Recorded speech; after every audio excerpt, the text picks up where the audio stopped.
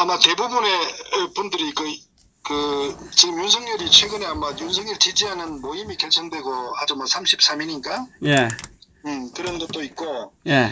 또 하나는 또 그저께 김의겸 의원이 예. 그 페이스북에 윤석열에 대한 그 관련된 발언 메시지를 또 보냈잖아요. 예, 예. 지금 이렇게 물밑에서는 굉장히 복잡하게 움직이고 있다는 것을 제가 좀 설명을 드리고 싶어요. 예, 예, 예. 제가 지난번도 말씀드렸다시피 그 정치권에서는 기본적인 명제가 뭐냐면은 기본 내각제가 기본 노선이에요. 그리고 탄핵도 지난번에 제가 뭐 수차 말씀드렸지만은 이 정치적인 배경은 내각제가 목적이었고 그 부분에서 박 대통령의 기본 원칙은 이제 개헌과 내각제는 안 된다는 인식 갖고 있었기 때문에 예. 그 정치적인 그 싸움에서 결국 이제 저들이 일단 탄핵이라는 어떤 그런 이제 프레임을 가지고 이제 박 대통령을 끌어내렸는데, 그런데 그것도 저들이 이제 박 대통령을 끌어내는 데 성공했지만은, 예. 반기문 사무총장이 이제 중간에 이제 포기를 함으로써 결국 이제 어부지리로 문재인이 당선이 됐거든요. 근데 예. 그 이후에도 끊임없이 저들의 어떤 그 탄핵 주동 세력들의 정치적 의도는 전혀 바뀌지 않았다는 부분에 대해서도 한 단적 예가 2019년도 12월 중순에 이제 그때 이인영 그 원내대표 저쪽 더불어민주당, 예. 그리고 자유한국당이나 뭐 나경원이가 예. 원내대표 하면서 그 당시에 손학규 씨가 이제 3당 당 대표하면서 그때 2000년도에 총선 때 이제 총선 룰을 바꾸지 않으면은 굉장히 이제 어려워. 그래서 손학규 씨가 그때 단식도 하고 해갖고 등등 해서 최종적 합의된 게 뭐냐면 공수처법하고 패스트트랙하고 선거법 개정 등등 하면서 예. 마지막에 이제 그 당시에 이 자유한국당의 유승민 김무성 세력들이 이제 당권 장악하고 있는 상태에서 결국 이제 나경원이가 마지막에 6항에 원포인트 기원을 협상에 집어넣은 거예요. 예, 그렇습니다. 그러니까 예. 일반 국민들께서는 그걸 어떻게 볼지 모르겠지만은 이 소위 말해서 자유한국당의 그 중심 탄핵 주동 세력들은 한치도 자신들의 어떤 그 목표나 의도를 바꾼 적이 없다는 걸 제가 말씀드리고, 예. 그 연장선상에 쭉 왔단 말이에요. 예, 예. 자, 근데 왜 제가 윤석열에 대한 이슈가 나왔냐면은 윤석열의 정체에 대해서는 사실은 상당히 다각적 해석이나 의견이 있어요. 예, 예. 기본 대원칙은 뭐냐면 윤석열이라는 사람은 문재인이 임명했고, 예. 또 윤석열의 어떤 태동 자체 권력을 쥐게 된 배경도 탄핵 특검 수사 때 수사팀장 책임자로서 박 대통령을 이제 조작 수사라고 하는데 태블릿 조작 수사 플러스 무리한 어떤 수사에서 박 대통령 30년 구형하면서 일종의 문재인 탄생의 1등 공신이었기 때문에 네. 그 공로로 이제 서울중앙지검장이 파격적으로 승진됐다거든요. 예, 예. 그러니까 윤석열은 기본적으로 이 문재인과 한 배를 타고 온 거예요. 예. 그리고 그 공로로 또 서울중앙지검장이 돼가지고 이제 수많은 보수 고위 관료들을 이제 적폐로 규정해서 예, 예. 수백 명을 이제 인신 구속시킨, 그로 인해서 이제 더불어민주당의 많은 정치 세력으로부터 굉장히 이제 칭찬도 많이 받고 잘한다는 윤석열을 환호했다. 국정조사 때도 보면은. 예, 예. 그렇게 해서 그 결과로 또 다시 이제 검찰총장이 임명되는 어떤 윤석열 개인으로서는 매우 성공한 인생이죠. 예, 예. 그렇습니다. 사실은 이 사법고시 패스하면서 굉장히 늦게 됐지만은, 그러나 어쨌거나 오래오래 버티면서 마지막 검찰총장의 어떤 영예까지 앉게 됐단 말이에요. 예. 그런데 그런 측면에 봤을 때 윤석열은 분명히 문재인의 사람이라고 우리가 행적으로 봤을 때는 이론이 없단 말이에요. 예. 그런데 다만 이제 당시에 일부 어떤 이 문재인 정부의 여러 가지 비리에 대한 사건 수사 문제에 대해서 칼을 빼들지 않는다고 해가지고 다소 갈등적 관계를 보임으로 해서 그 당시 이제 추미애하고 이런 관계로 인해 가지고 마치 그것이 예. 그 문재인에 대항하는 것처럼 일반 국민들의 눈에 비쳤는데 사실은 그 부분에 대해서는 매우 좀 논란이 있을 수 있다. 왜 검찰총장으로서 어떤 드러난 어떤 사건 부정 비리에 대해서 수사하는 척하는 거는 그건 기본이거든요. 그거는 뭐 어쩔 수 없는 거예요. 그런데 그것을 문재인과 대항하는 하나의 그 반문 개념처럼 인식되다 보니까 거기에는 또 상대적으로 보수 우파에서는 마땅한 리더가 없다 보니까 믿을 데가 없으니까 할 수 없이 윤석열이가 마치 보수 우파에 대하는 것처럼 그래서 윤석열이가 뭐 본인이 착각인지 어떤지 모르지만은 하나 이제 뭐 사직을 하고 대선 후보로 이제 여론조사에서 상당히 두각을 나타내 이게 지금 현재 윤석열의 입장인데 예. 자 그러면 대선적으로 윤석열이라는 사람은 기본적으로 우파로서의 어떤 그런 행동이나 자신들의 어떤 그 정치적인 그런 그 스탠스를 보인 적이 없단 말이에요. 그렇습니다. 그런데 예. 지금 여론조사 돌려가지고 저 이재명이하고 계속 두 사람을 지금 뭐 앞서거니 뒤서거니 이렇게 보도하고 저는 그 부분도 매우 정치적인 의도나 노림수가 매우 저는 높다고 보는 거예요. 언론들이 가지고 노는 거죠, 뭐. 그렇죠. 예. 그러니까 대전제가 뭐냐면 정치권에서는 기본적으로 내각제라는 이 정치적인 목표를 한 번도 바꾼 적이 없고 그것이 굉장히 지금 물밑에서 깊이 저는 진행되고 있다는 걸 말씀드리는데 제가 또 윤석열이 이제 그만큼 검찰총장까지 지냈는데 이제 윤석열이 개인으로 봤을 때는 그 결국은 이 아킬레스건을 많이 가지고 있다 약점을. 그러니까 한핵 때 이제 아시다시피 어떤 조작 수사 무리한 수사를 진행했었고 그 부분에 대해서 이 좌파들은 상당히 깊이 있게 알고 있다는 거예요. 그래서 최근에 이제 그 김의겸 의원이 페이스북에다가 윤석열 탄핵 그 시점에 윤석열과 술자리를 가졌다거나 모임을 몇 차례 가졌다는 얘기를 했다고요. 예. 그 얘기를 왜 했느냐 하는 부분에 매우 의미심장하게 받아들여야 됩니다. 그러니까 왜냐 윤석열이가 소위 지지율에 대해서 거의 탑으로 가고 있고 또 최근에는 윤석열을 대통령으로 만들고자 하는 지지 세력 33인이 결성돼 가지고 형상이 이제 모양이 갖춰지고 있으니까 이건 너무 앞서가며 두면 안 되겠다는 판단을 저는 또 좌파 쪽에서 어느 정도 한 것 같아요. 그래서 경고성 메시지로 나는 지난 탄핵 때 네가 무엇을 했는지를 알고 있다. 이런 한번 이렇게 그 윤석열의 어떤 과거의 행적을 돌이켜보도록끔 경거망동하지 말라는 저는 그런 메시지라고 저는 보고 있어요. 그래서 그렇기 때문에 그 김의겸 씨가 이제 기자로 또 청와대 대변인까지 했잖아요. 저는 이제 그런 정치적인 상황이 지금 돌아오고 있다는 거 하고 또 하나는 그때 또 하나 메시지가 그 조국만 도려내면 된다는 그 문재인하고 이 윤석열하고의 어떤 교감하에서 그러니까 조국이 문제 제기했을 때 검찰에서 조국만 드러내자 이런 정도를 이제 협의됐다는 얘기했다는 자체는 그러니까 그 문재인의 어떤 그 허락이나 어떤 교감이 없는 상태에서 그렇게 보거나 그게 진행될 수가 없단 말이에요. 그러니까 결국은 윤석열은 기본적으로 한계를 갖고 있는 인물이면서 자신의 어떤 그 역할이 분명히 이제 한계점 가지고 있는데 그런데 최근에 또 뭐냐면은 김종인 씨가 윤석열을 계속 구애를 했다고요. 김종인은 아주 핵심적인 내각제 인물이란 말이에요. 그러니까 윤석열을 앞세워 가지고 얼굴 마담을 해갖고 내각제를 구체화시키기 위한 그런 작업을 들어가려고 하는데 윤석열이가 안 만나줬잖아요. 왜냐 윤석열도 김종인이나 저들은 내각제는 알고 있단 말이에요. 그런데 윤석열은 지금 그 지지율에 굉장히 도취되어 있는 사람이라고요. 굉장히 도취되어 있고 마치 자기가 거의 조금만 더 하면은 대권을 잡을 수 있다는 이런 착각 속에 이게 있다 보니까 그러니까 김종인을 만날지 않는 거 아니냐 저는 그렇게 보는 거예요. 그 김종인 입장에 봤을 때는 저거 꼭두각시로 삼아가지고 저거 실제 정치적 힘이 전혀 없는데 만나 안 만나? 그러니까 이제 윤석열과 김종인이 틀어지는 관계로 되어 있단 말이에요.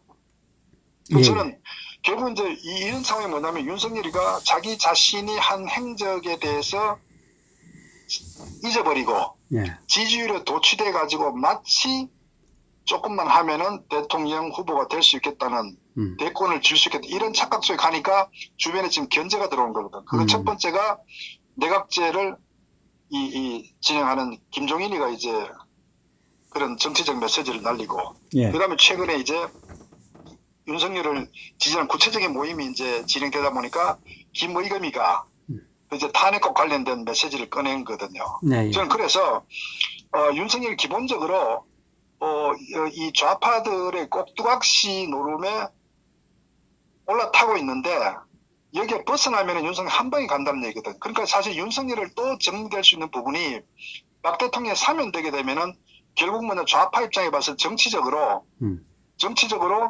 그 클 수 있는 카드가 여러 개가 있어요. 좌파는. 그러니까 내각제를 통해서 문재인의 안위를 도모하면서 권력을 우파에 넘겨주지 않고 정치적 개편과 개헌을 통해서 그걸 큰 카드가 하나 있고 둘째로는 윤석열이 어느 정도 나가면서 윤석열 외에 대안이 없는 상태에서 코너로 모은 상태에서 윤석열 한 방에 날려버릴 수가 있어요. 예. 외통수로. 예. 그것이 또 좌파에 쓸 수 있는 카드단 말이에요. 예. 좌우에서 카드를 가지고 있지. 예. 다 갖고 있어요. 이 좌파들은. 그래서 어떻게 보면은 지금 이제 그 윤석열을 어떻게 보면은 뭐 순수하게 바라봐가지고 윤석열을 보수 우파의 유일무이한 대안으로 썼을 때는 매우 위험한 코너의 상황에 빠질 수가 있다. 그것이 좌파가 노리는 한 카드 중 하나거든요. 예. 그리고 윤석열은 조금만 자신의 어떤 욕심을 가지고 경거망동하게 되면 한 방에 가버리거든요. 그 중에 하나가 지금 이제 김의겸이가 얘기했던 그런 부분에 갖고 이제 살짝 비춰보거든요. 현재는 온단 말이에요. 그리고 저는 또 박 대통령이 이제 사면할 때 어차피 저쪽 좌익들은 박 대통령을 단순하게 어떤 사면이 아니라 정치적 목적을 가지고 사면을 시키고 박 대통령께서는 어차피 사면이 되게 되면은 자신의 무죄에 대한 어떤 밝히기 위해서 탄핵 진실에 대해서 본인은 어차피 여러 가지 또 역할을 할 수밖에 없지 않겠어요. 그러다 보면 결국 뭐냐면은 이 좌익들 입장에 봤을 때는 이 탄핵 현재 국진당 이 주동 탄핵 주동 세력들과 박 대통령의 어떤 진실 투쟁하는 하고 또 갈등적 관계를 가져갈 수 있으니까 결국은 어떻게 보면은 2016년도에는 탄핵을 시켜서 재미를 받고 내년도에 있어서는 극단적으로 대통령제로 간다 하더라도 결국은 다시 탄핵의 진실을 이슈화 시켜가지고 결국은 윤석열을 친다거나 또는 탄핵 주동 세력이 내세우는 어떤 그런 정치 세력들이 있다면 그걸 또 쳐가지고 좌파들이 다시 또 정치적인 이득을 얻을 수 있는 저는 그런 좌파들의 어떤 노림수가 있다. 저는 이제 그렇게 보고 있어요. 그래서 기본적인 윤석열의 지지율은 거품이고 아무 의미도 없다.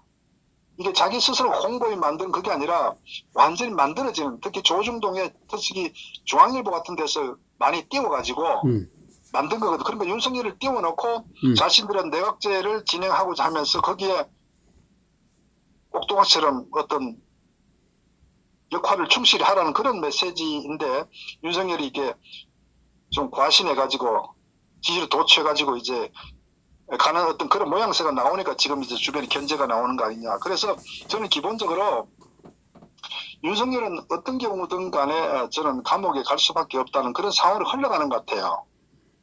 지금 이렇게 보면은. 예.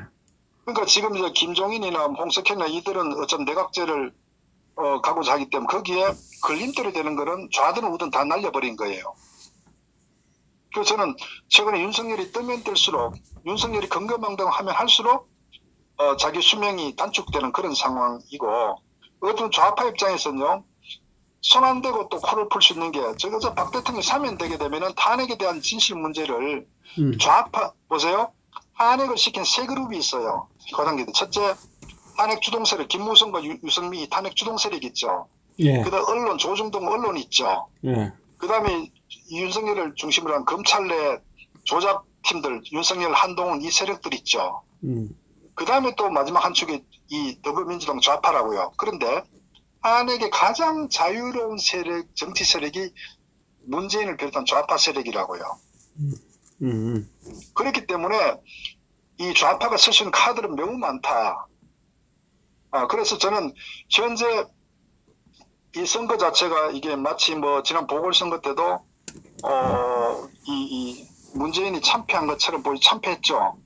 근데 대선 어떤 프레임 전쟁 갔을 때 지금은 좌파들이 그냥 가만히 있지는 않을 거예요. 그래서 저는 윤석열은 제가 지금 흘러가는 거 봤을 때 거의 뭐 감옥 갈 가능성이 매우 크다고 저는 느껴져요. 그리고 좌파들은 박 대통령을 무기로 해서 윤석열을 쳐내는 아마 그런 구상도 저는 시나리오 중에 하나다. 그러니까 소위 우파에서 윤석열을 떠받들고 지지하는 세력이 강해질수록 윤석열의 목숨은 더 단명할 그런 빨라진다고 저는 보고 있습니다. 그래서 이런 부분들을 우리가 좀 인식하고 저는 뭐 우리가 원하는 어떤 그런 그 정치적인 어떤 지형을 만들고 또 박 대통령 탄핵 무죄하려면은 뭐 그런 앞으로 그 8.15 이때 박 대통령 사면 후를 내다보는 그런 이 내각제 세력들의 어떤 움직임, 또 박 대통령의 어떤 그런 우리가 진실의 안에게 어떤 원점 무효화시키 이런 진실감, 이런 측면을 고려해서 정치적인 움직임이 준비돼야 될 거 아니냐. 저는 그렇게 지금 보고 있습니다. 그 지금 윤석열을 지지하고 있는 사람은 큰일 났네. 문재인이죠. 또 누구 지지하나?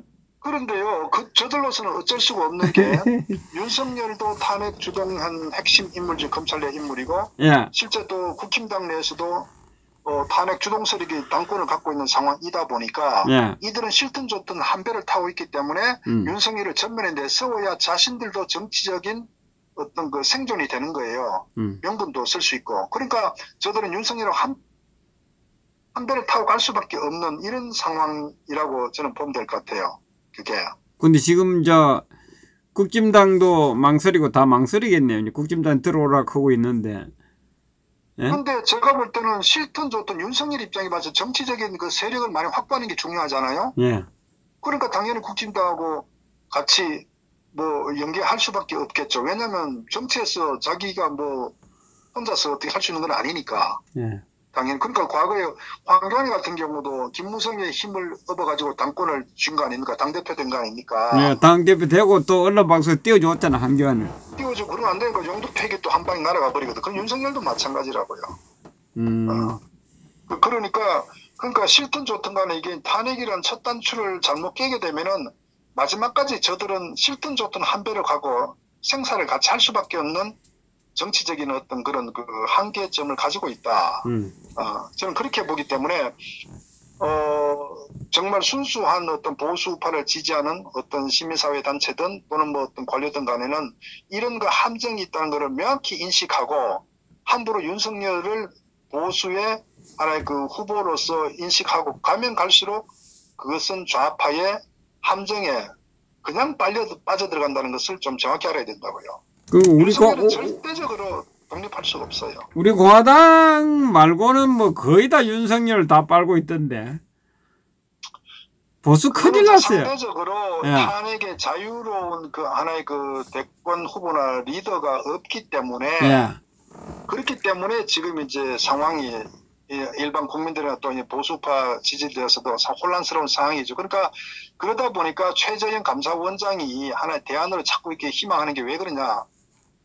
윤석열이 썩 마음 내키진 않는데 인물이 없다 보니까 할 수 없이 가거든요. 그러니까 윤석열은 보수파 새로운 대안이 마련되면은 저걸 한 방에 가버린다고요. 그러니까 윤석열에 대한 이런 그 정치적인 위상이나 이런 앞으로의 흐름을 충분히 인식하고 윤석열한테 발을 빼는 게 좋다. 윤석열은 탄핵 주동 세력으로서의 중범죄자로 인식하고 감옥 보낼 그런 인식을 접근해야 되지, 절대적으로 윤석열을 보수 우파의 어떤 대권의 지도자로 인식하게 되면은 좌파의 노림에 빠져서 보수파는 다시 한 번 더 위기를 맞이할 수밖에 없다. 이것을 좀 정확히 인식해야 된다는 거, 그걸 말씀드린 거예요. 네, 예. 최재형 감사원장도 사실상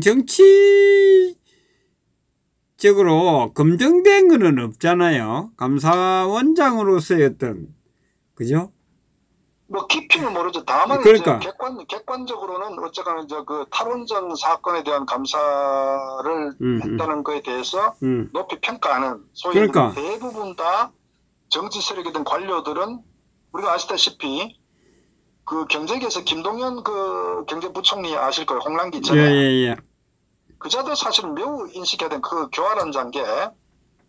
그 이명박 그여 때도 있었잖아. 예. 그러니까 이제 기존 그 재무 쪽에 이제 그 경제 관료니까 예. 오래된 당연인데 문제는 재무 고위직 관료 같은 우리나라 이 재정 상태, 재무 상태 또 박 대통령의 이 4대 이 계엄, 연금 계엄부터 해가 이 문제, 재무적인 문제에 대해서 굉장히 위기 상황에 빠지고 있거든. 우리가 노령화되면서 그러면 누구보다도 대한민국의 앞으로 미래가 경제적으로 어떻게 어려움 취한다는 것을 김동연이는 너무너무 잘 알고 있다. 경제 관료이기 때문에.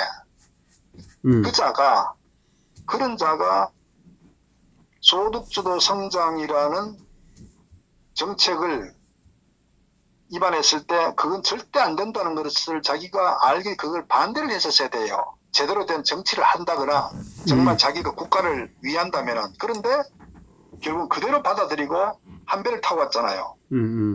그렇기 때문에 그자는 더 나쁘다는 얘기라고요. 차라리 경제에 무능한 경제 관료가 아니라고 하면은 저는 뭐 그럴 수도 있겠다. 그런데 누구보다 경제 잔뼈가 굵은 사람이 해서는 안 되는 소득주도 성장을 진행하게 되면 대한민국 경제는 몰락한다는 것을 누구보다도 잘 아는 사람이 거기에 침묵으로 오히려 한 배를 타고 갔다는 것 자체가 그래서 김동연이는 어떤 경우든 저자는 안 된다는 거예요.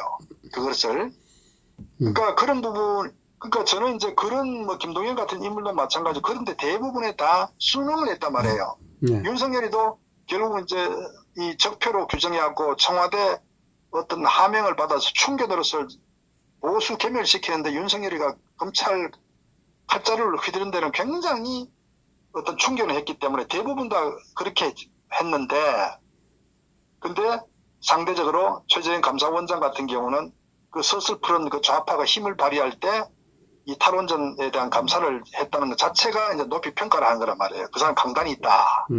이것이 이제 최재형 감사원장 이미지가 상당히 이제 보수 우파에서도 그것도 대상이 문재인의 어떤 그 정책 1호인 탈원전에 대한 것을. 그래서 이 누구나 쉽게 그렇게 되들 수 없는 부분을 강단이 있기 때문에 보수로부터 지지를 받는 것. 두 번째로는 그분의 개인적인 어떤 스토리가 지난번에 문재인이 이제 뭐 이 애들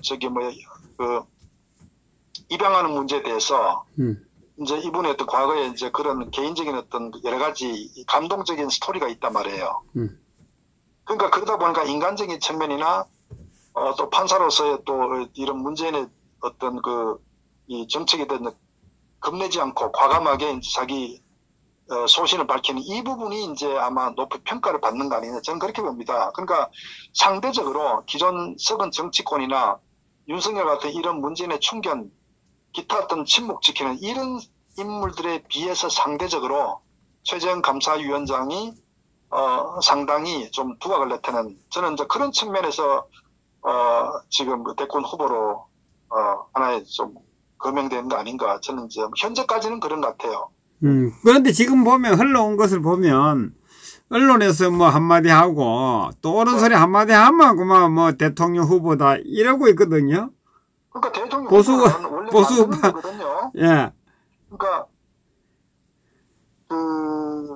그렇게 만들기 때문에 뭐 사실은 이제 국민들이 생각하는 어떤 그런 그 생각과 또 후보가 만들어지는 거는 굉장히 정치 공학적이고 또 정치 세력들의 또 힘에 의해서 움직이기 때문에 이제 국민들의 바람과 좀 달리 갈 수도 있는 부분이죠.